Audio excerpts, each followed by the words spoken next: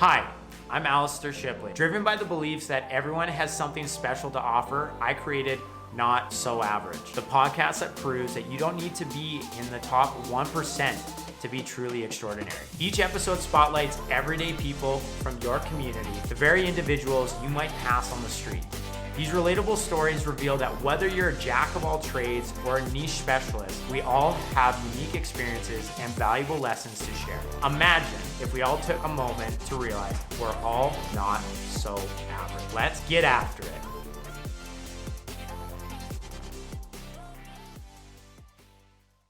You know, launching a podcast has felt a lot like starting a new company. Something that today's guest can definitely talk about. In the beginning, it's all about leaning on your personal network. With their support and enthusiasm, you start to inspire others to join your journey.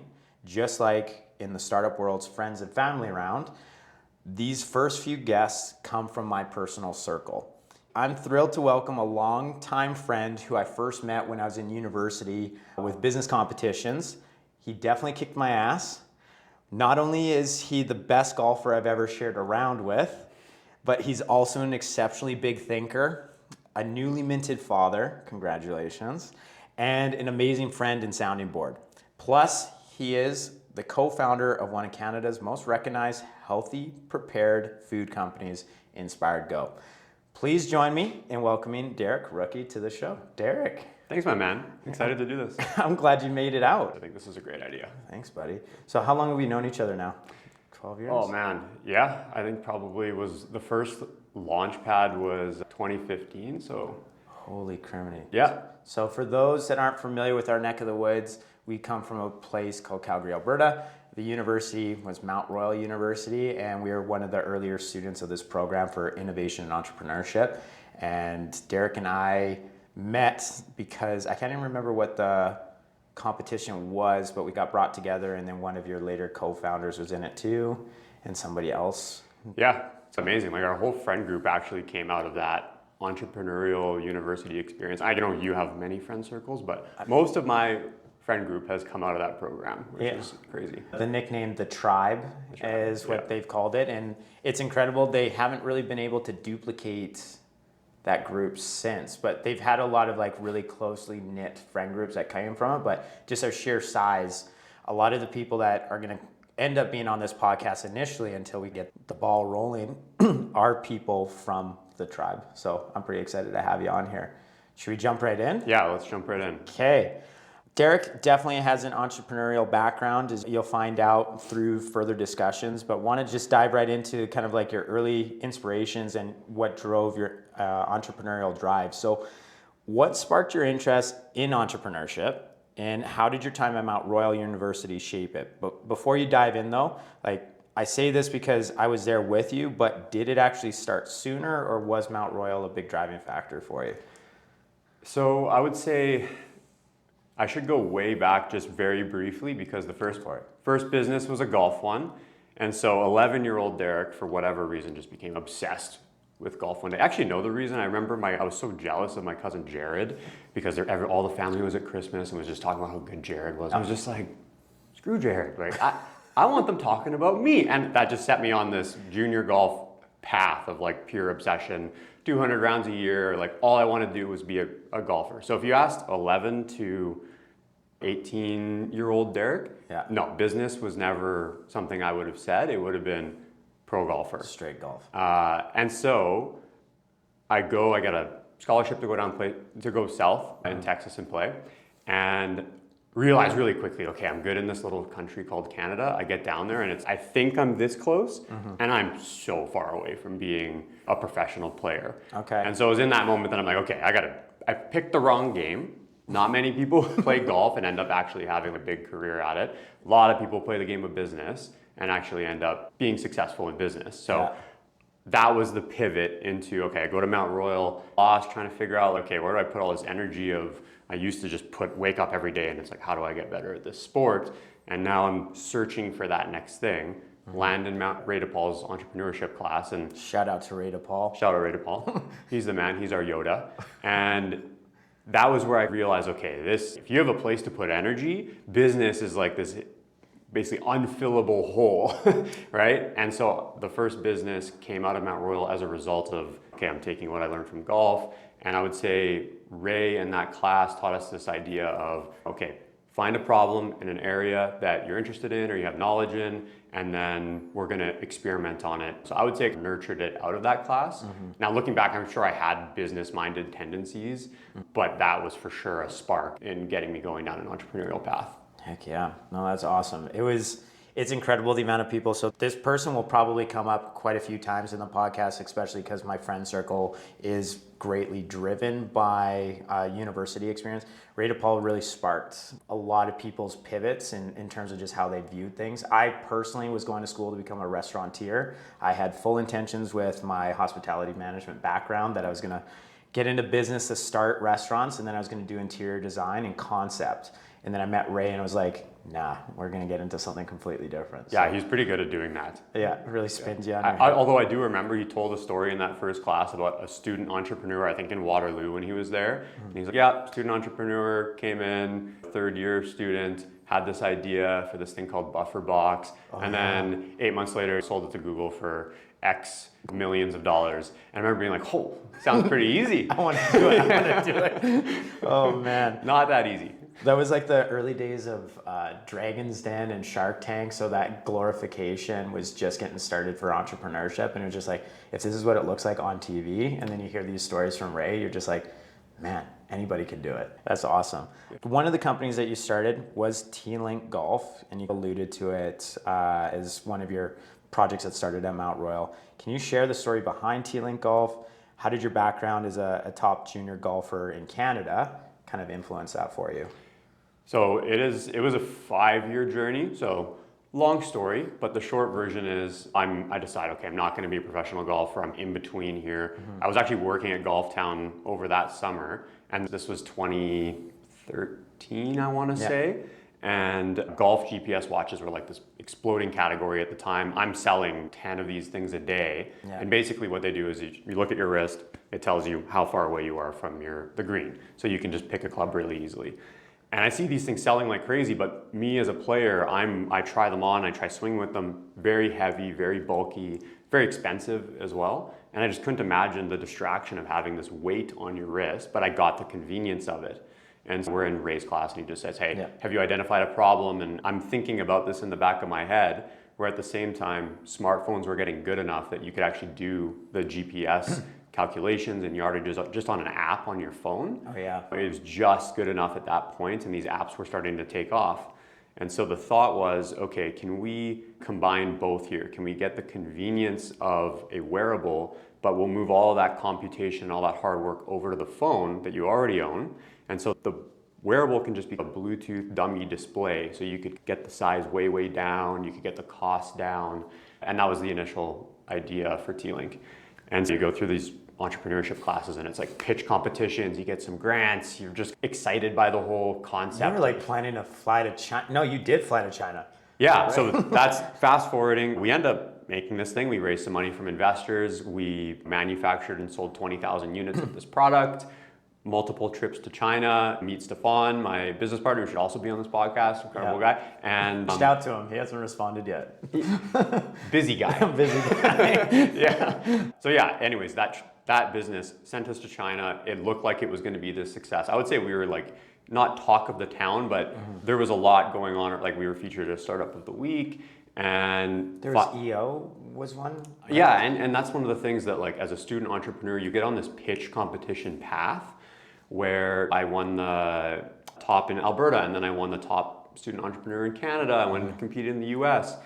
And I actually feel like that was a little bit of the like mistake. Distraction. Yeah, like one of those things in that business, because it did not work out after 5 years. I can tell that story if you want, but you get distracted by like the illusion of progress a little bit when you're a student entrepreneur. And I see it all the time now when I mentor, because I'm like, that was me, where you get very into, oh man, the networking events and the awards, and just, there is a lot of distraction that feels good. It's like the dopamine hit of entrepreneurship, but really it's like, it's removed from the thing that creates a really good business. And I would say we did a lot of things. Like I said, we did sell a few $1 million worth of this product, but ultimately it did not work out. And yeah, that was a really tough time shutting something down after, because I went all in. I completely dropped out of university. It felt like my second all-in moment because I went really all in on golf. Yeah. Stop that, go all in on business, drop out to do that business, and then end it after 5 years of just grinding on it in like a mountain of debt. Yeah. And yeah, so tough one. First one did not work out. Yeah. There was a question around what led to the success that you had with TLink, but I actually want to dive into and skip that question because you just segued nicely into it. Conversely, obviously, you had the closure of TLink. What lessons did you learn from that experience, and how did it kind of shape how you started to view your next ventures? Because we'll get into those after. You had two other, well, one you were a partner in, and then the next one, the big one, the Inspired Go. How did TLink's shortcomings lead to your success in the other ones? Yeah, the one thing I'll say is like when you are going through a business failure like that, it's not like boom, it fails one day. It's this drawn out, like you see it coming, but there's still a lot of things to do to wrap it up. And it's just like a brutal, long process. And everyone comes to you and everyone wants to tell you, oh, you learned so much though. And all that's, and it's just in that moment, I don't know about everybody else. The glorification of failure. In that moment, I'm just like, I don't care. Like, I wish I didn't learn so much. Like, the failure actually just sucks when failure sucks. And I think there is a glorification of it. But I will say the one thing that I did do is I can't remember which book this is in, but the equation of pain plus reflection equals progress. And I'm gonna look that up at the same time here. I don't know. I think it might have been Principles by Ray Dalio. Okay. Love that book. And I remember reading it at that time and going, okay, I'm in pain right now. I'm really gonna like take the time. You're good at this, right? Like the analytical mind that you and I both have. I took the time and I did write down like all the decisions that I could remember, what went right, what went wrong. And I do feel like I learned a lot more as a result of doing that reflection. Mm-hmm.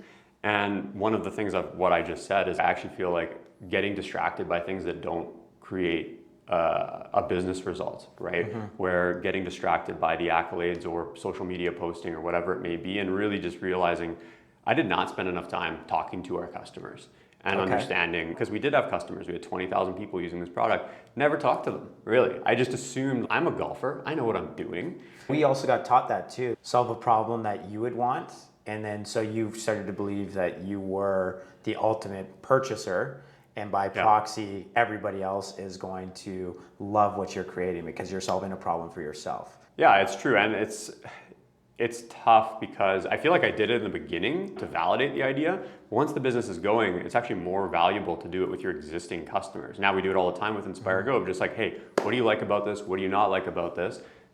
Never did that. And also just never, I feel like we got caught down a very singular path where it's easy to get blinders on, where it's okay, we're just selling. For us, we go to our first trade show and we get a big wholesale order where you sell 1,000 watches in one shot. Mm-hmm. And that for us, I think, put blinders on, and we never looked at other ways of selling the product really from that point forward. I remember that. Where now, like our entire business is basically direct to consumer digital marketing. And now looking back, if we didn't have the blinders on I feel like that actually would have been a successful path for the business, is going direct to consumer.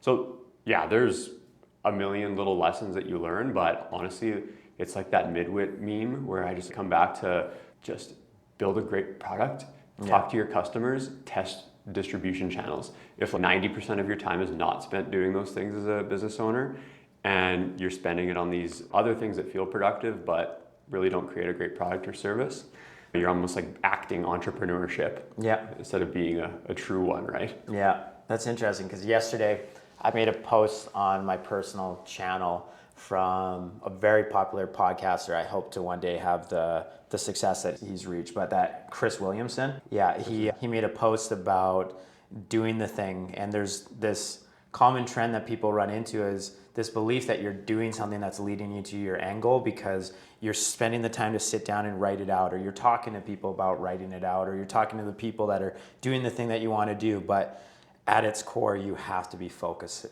on the thing. You have to be building the thing. You have to be in the trenches. You can't just be from afar giving this idea that you're doing the work without actually doing the work. And we all know when we're doing the work, when you're lying to yourself. Totally. Like you have that shit meter in yourself all the time. Like when somebody's just, or it's pretty easy for a friend to be like, hey, no, you're doing a good job. Nobody ever wants to be like, Alistair, seriously? Right. I know that you're fucking cheating yourself. Yeah, I'm gonna have to put explicit content on this now because I dropped an F-bomb. But anyways, But that was like the main thing I took away from Atomic Habits, that book by James Clear. Is he same thing as Chris was he labeled that as being stuck in motion versus taking action. And man, that is definitely a tendency of mine where it's like, oh, you get so caught up in brainstorming and ideating and even learning and reading, and like none of these things are bad.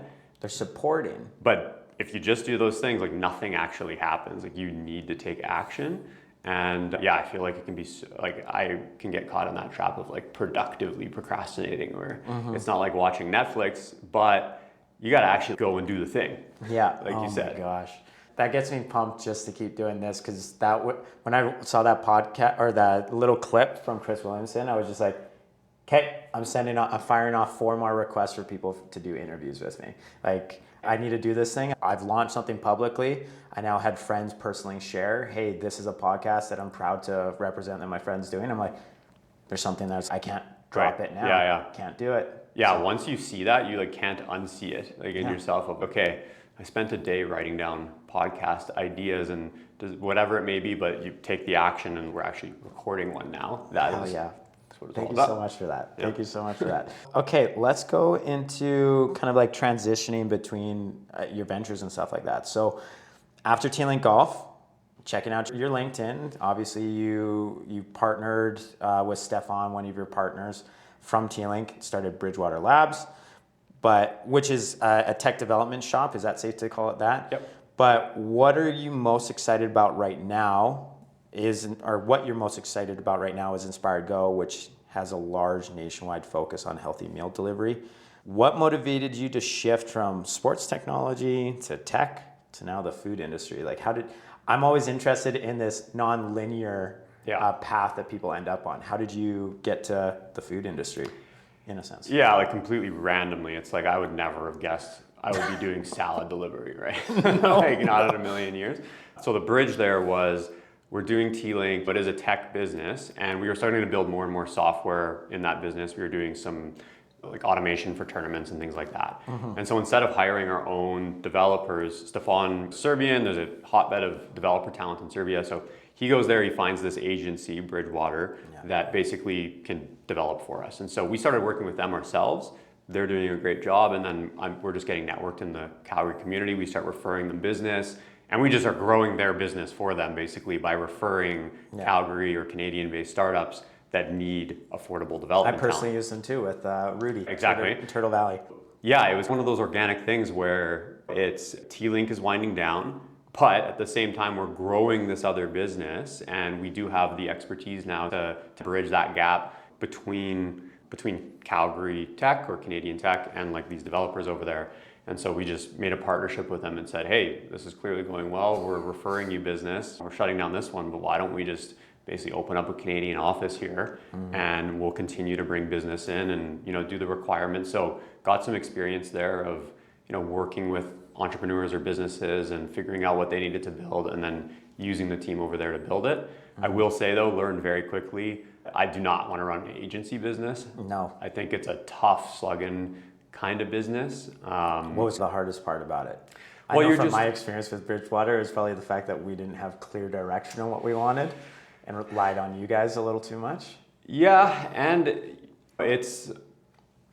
you're constantly switching between all of these different businesses. That's not the way my mind works. I love to just go deep on one thing and just be like, when I'm going to bed and when I'm waking up, I'm thinking about one business idea. I don't like to have a million things going on. And when you have an agency, you're literally just signing up for that life. You're signing up for having all these different clients. ADHD for a career path. Yeah, and to be honest, it's also just like you're managing people and clients in that way, it very much made me realize, okay, I want to be building my own products here. Sure, this is a good experience, but I'm building other people's products and then they just go away and I don't get to do anything. So that was where the bridge came, was my current business partner, John, basically we get introduced one day. He's like selling salads office to office. I'm at Bridgewater at this time.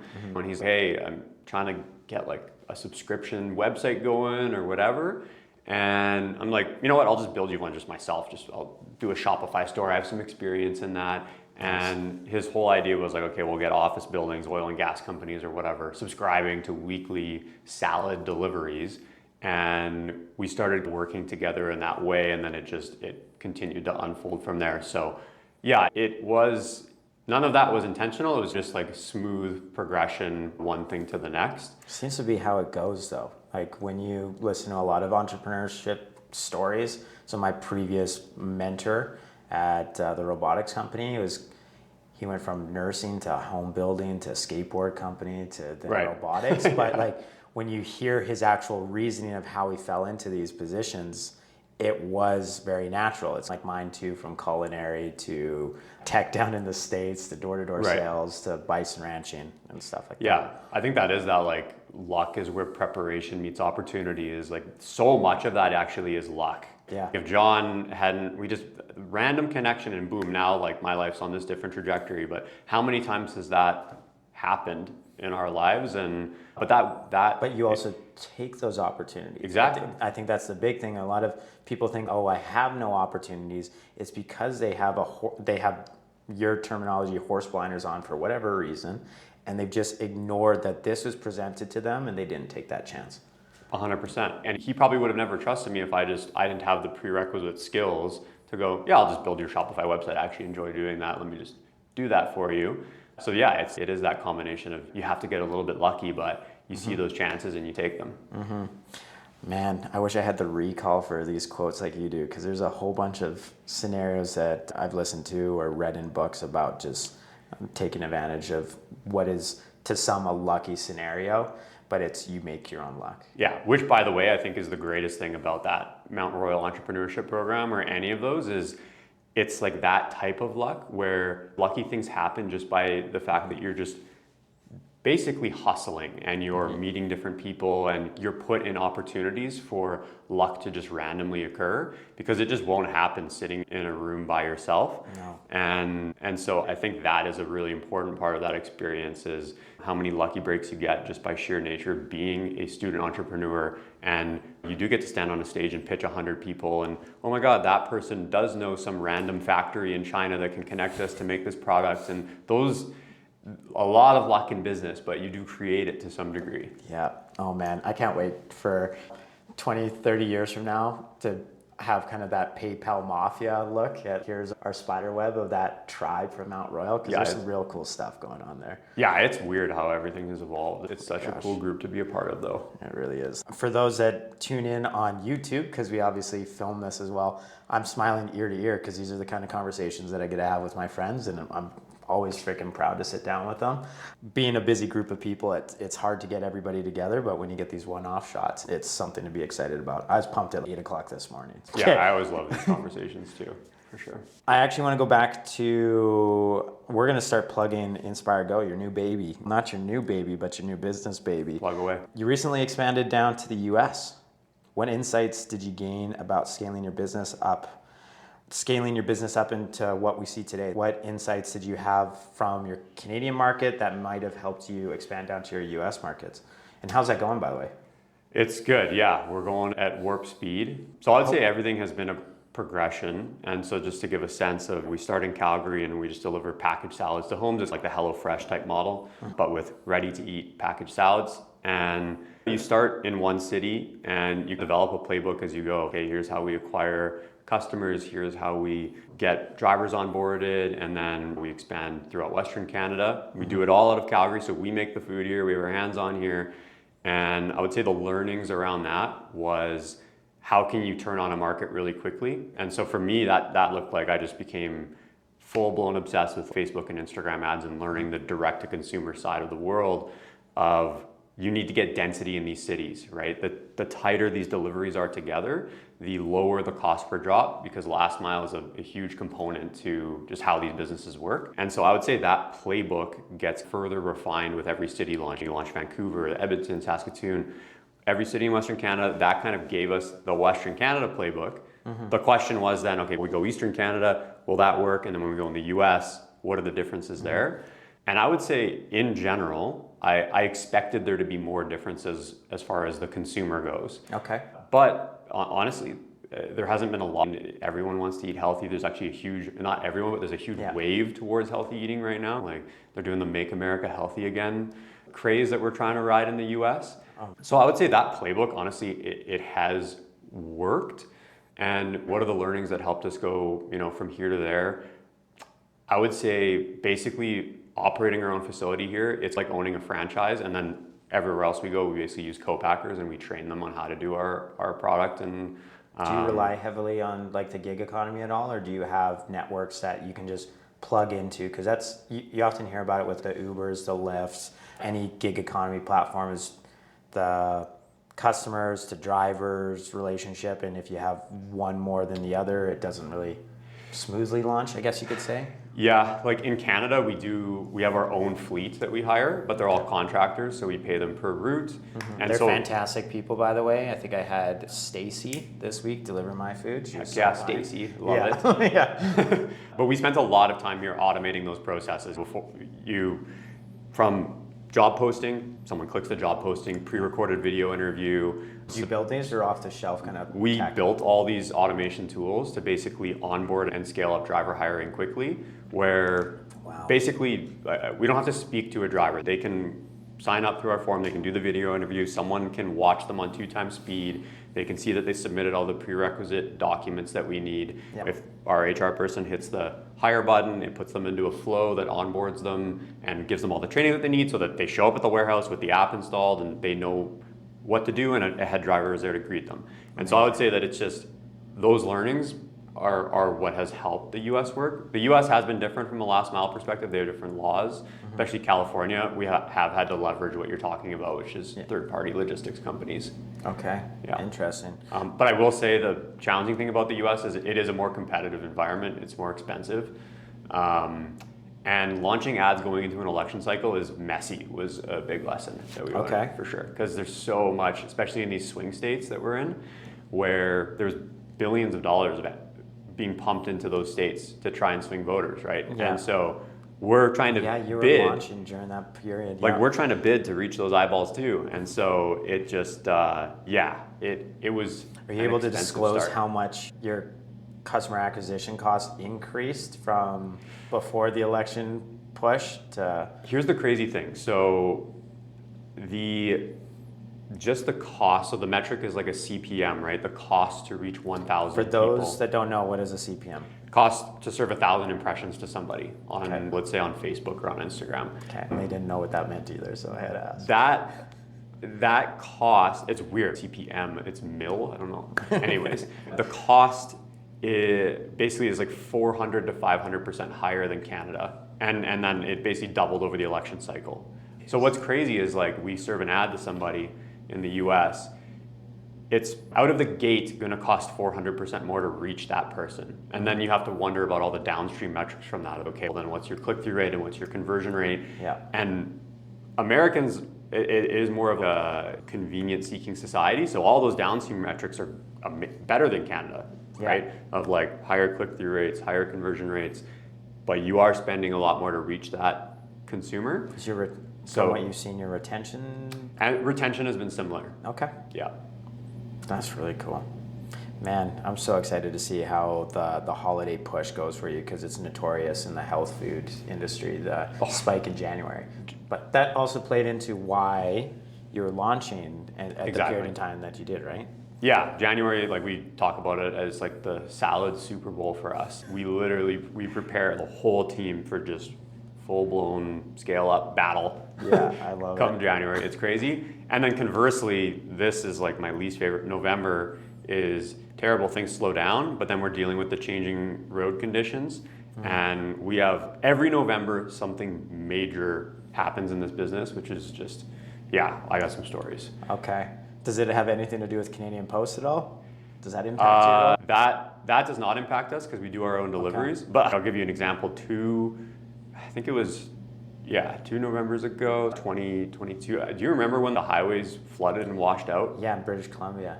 So we truck all of our product from Calgary to Vancouver. Yeah. All of a sudden, atmospheric river, which is like that word now, just gives me the shivers because it's like highways wash out, trucks get stopped, right? You can't get any of our orders to the people in Vancouver. And you start to brainstorm, okay, do you go down into the US and then you're dealing with these customs issues with the FDA and that wasn't gonna work. And so you realize, okay, we're gonna have full losses here. We've already made the food and we've already taken customers' money. This is a big deal. The long story short, your buddy Evan would like this, is we start thinking, okay, can we fly the salads there, right? Yeah. All the big companies take all the cargo planes. Cargo planes are gone. You can't even get one. And so we found a company that had a private passenger plane that agreed to take the seats out. So we take the seats out, we turn it into a cargo plane, and we hand bomb thousands of orders onto this plane, which now we're flying salads. We find another company in Vancouver that basically filled the plane coming back that had the inverse problem. And man, food is just, I love this business a lot of times, but it is messy when you got stuff like that you're dealing with, and we're just literally flying salads back and forth to try and solve this problem. Next time you have any flight problems, you let me know. He's the guy now, I guess. He's the guy. Oh my gosh, this is awesome. We're gonna pivot just a little bit. This is a section that I'm interested in, like personal growth and your resilience. So I like those talking points, but just to discuss some other things that other people will find a lot of relatability to. So throughout your entrepreneurial journey, how have you maintained your resilience during periods of uncertainty or failure? So obviously, you pointed out you had this British Columbia atmospheric river. You had TLink Golf went through its closure. How have you basically maintained yourself during these times? Yeah, it's not easy. TLink is the most obvious one. Like these business challenges, like the one I just talked about, that pales in comparison to the actual closing of a business like that. And it's really hard. Yeah. But like, what are the specific things I can point to that I did is one of the stupid ones, but I'll say it because it's related to this, is I remember I would always listen to podcasts during that time. Yeah. Like I think it's How I Built This, Guy Raz. Oh, yeah. And loved just hearing these other entrepreneurial stories. And it's very common, like most of them have this moment of failure in their story, right?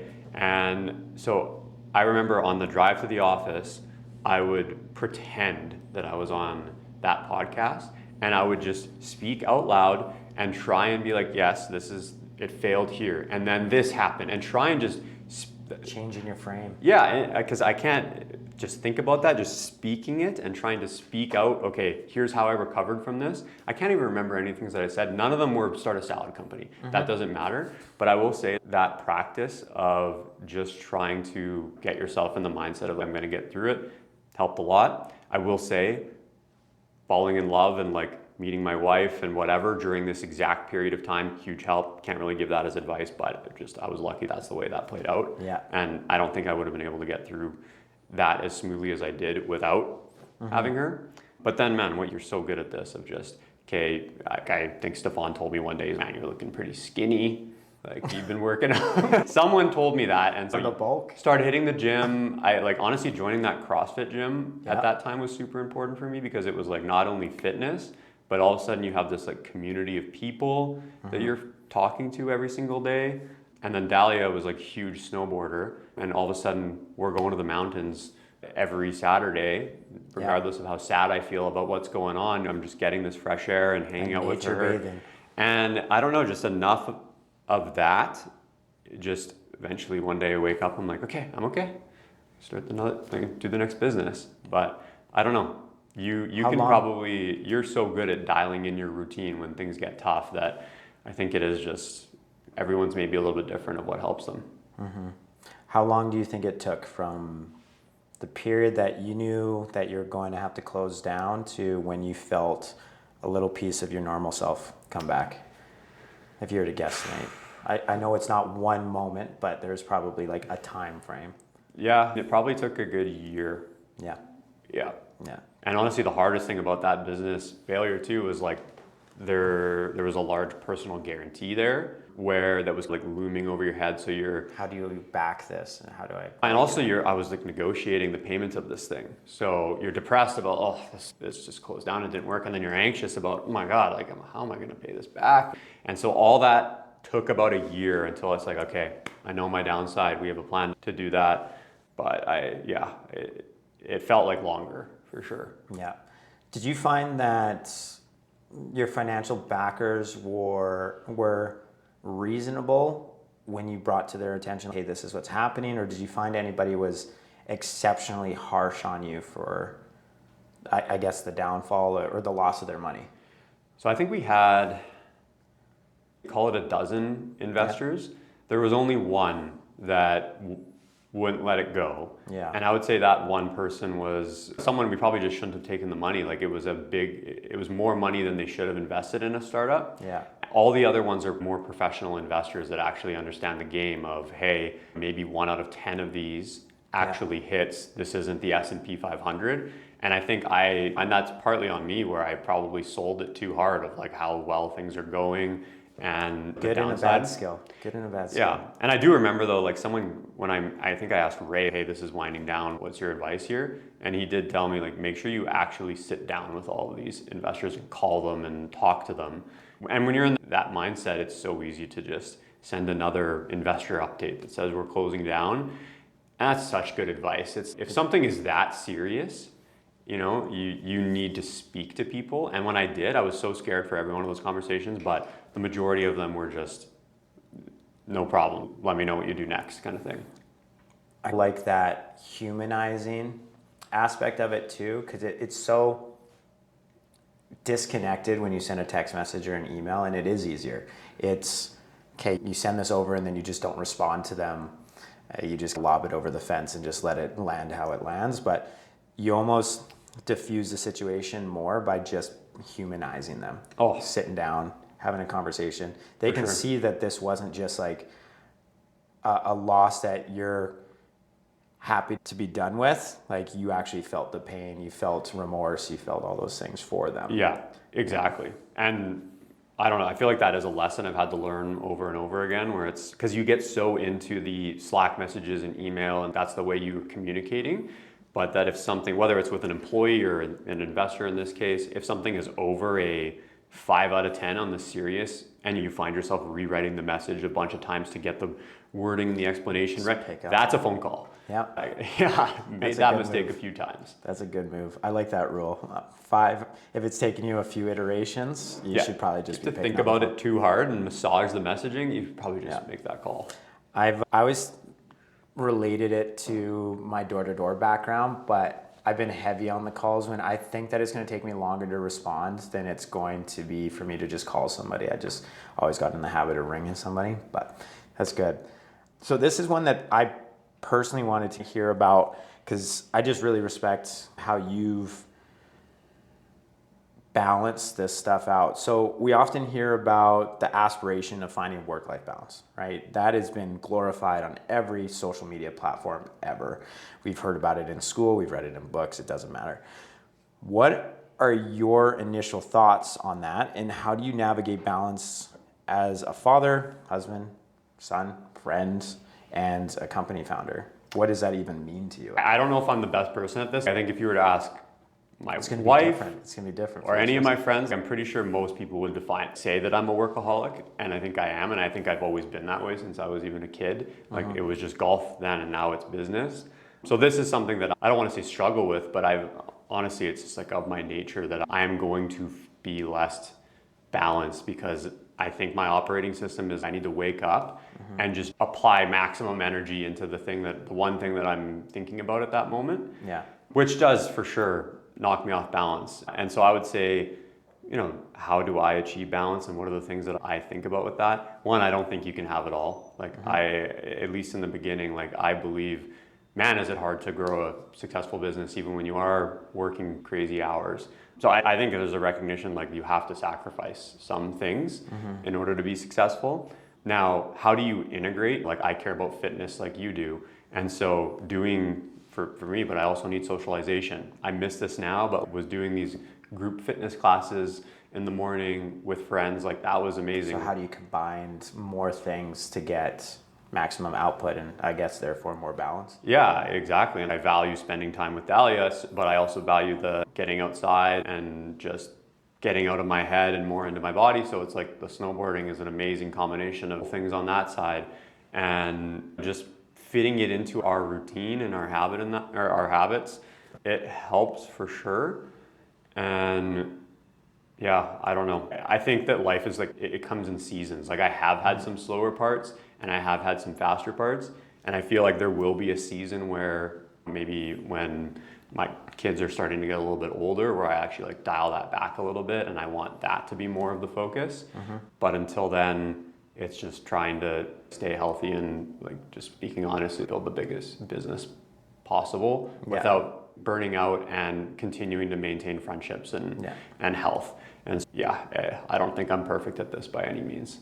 I don't think there's a perfect answer for that at the end of the day. Like, balance is all perspective. And I strongly believe that what you're doing works for you. And as long as you don't feel that you're burning other bridges and sacrificing things that are unredeemable maybe later on, like you obviously do have a drive. That's one thing that's been pretty apparent our entire friendship. Most of our friends are very focused as well. They go after what they want. And yeah, I don't think there is this perfect, like, I have 8 hours of sleep and then I have 8 hours with my family and then I have 8 hours at work. Like, you can't compartmentalize absolutely every component. And I love that aspect of, hey, how can I blend things?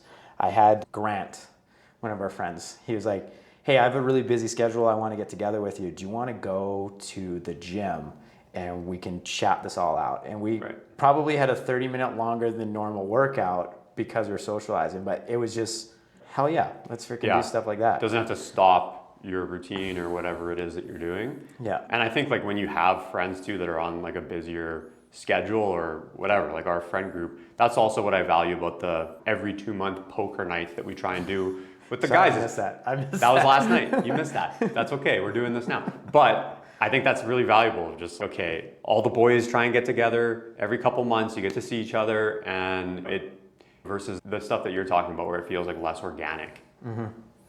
Yeah, I appreciate that. So what are some of the personal habits or mindsets that have been crucial in overcoming your challenges or just continuing to stay motivated? I've just learned about myself is this is simple stuff, but like I have to work out in the morning. Otherwise, and having a kid too, I've realized this more, where in the beginning you're dealing with some sleep challenges, and now that's even past and it's not even a thing. But going through that, I've actually learned, okay, you can exchange an hour of sleep for an hour of exercise first thing in the morning. You find an equal exchange, or energy levels up are the to same? about 6 hours for me, maybe 6.5, where it's, if I'm getting 6.5 hours of sleep, that's actually enough, assuming I do a 1 hour workout in the morning. Oh, interesting. But if I'm doing 6 hours of sleep and I'm not working out, there's something about that just doesn't work for my chemistry. Okay. Where you're like, I'm almost not sleeping deep enough. And so, I don't know, it's been said by a billion people probably, but like the early morning workout for me is just so important mentally and physically, and it helps with sleep. And I feel like it actually just tees up my entire day. Yeah. So that habit, I would say, has been very important for me. And then just the habit of the night before, like before I go upstairs and hang out with Arya and Dahlia, actually thinking about my next day of, okay, what are the priorities? Because there's so much noise in business of, if tomorrow comes and I get these 1, 2, 3 things done, it will be a good day. That's been really important, because I feel like by the time 9 o'clock rolls around and the messages are rolling in and the problems are started, you aren't necessarily in that mindset anymore. You're just getting pulled into the day. You do the same to-do list for your personal stuff as well? Or do you let that one kind of play out as it? Yeah, like I'm pretty heavy on the to-do list. I have a pretty bad short-term memory, so it all goes in the calendar or in the app if it's personal stuff like around the house or whatever it may be. I will say I'm trying to be really religious about 5 o'clock comes, because Arya goes to bed at 7. Yeah. So 5 o'clock comes, like I used to work later, but I try and go upstairs, make sure I get my hour in with her, because man, these kids grow up so fast, and it's just, I don't want to be the dad that just missed out on all of that. Yeah. So it's, I don't know, there's an element of like time blocking, I would say, to my habits of 5 to 6, make sure I'm doing that in the morning, make sure I'm in the gym. A lot of it is around controlling my calendar to make sure that I'm leaving space for those things. Okay. I appreciate that. I do have to get better with the time blocking, but I like that. Okay. So these ones, we are getting close to the end here, so there's 4 more questions. But how has your definition of success evolved from your early ventures to now? or your early life to now? Doesn't even have to be venture related. How has my definition of success changed? This might be bad to say, but I do think you don't do business just for the money, but at the end of the day, if a business is not making money, are you really creating value for people? Are you really good at business? And so I do think, like, for me, if I've decided to play the game of business, like if I decide to play the game of golf, my definition of success is how low is my score, right? Like it's super black or white for me. I think it's just, you can put a number on it. And for me, like business success is, yeah, am I getting to, I just want to build the biggest salad business in the game, right? How big can we go? Can we continue doubling every year while having a team of people that want to be there, that aren't always being burnt out? And, you know, it's that combination of, hey, let's get business success while also actually enjoying the ride. And so what does success look like? I mean, for me right now, it is just, does the thing keep going up and to the right while also being a formative, enjoyable experience, not just for me, but for the team that is doing this thing.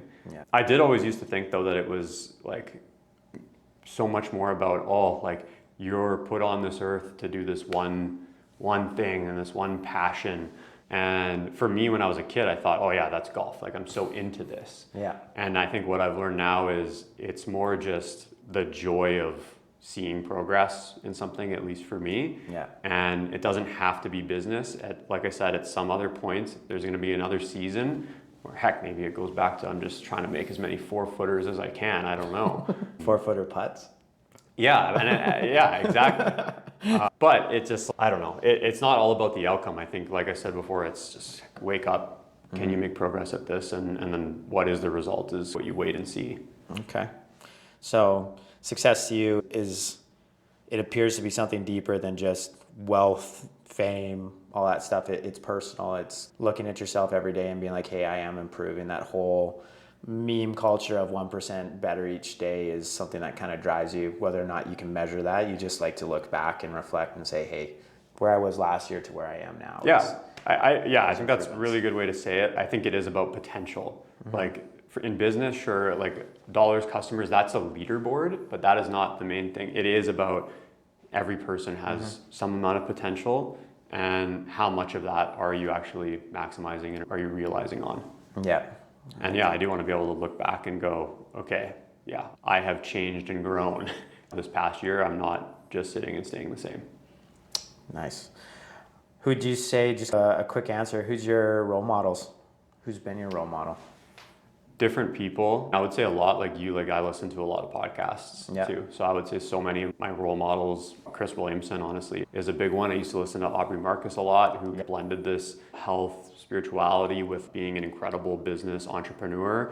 Love that, where he showed, okay, you can do business in a little bit of a different way. Yeah.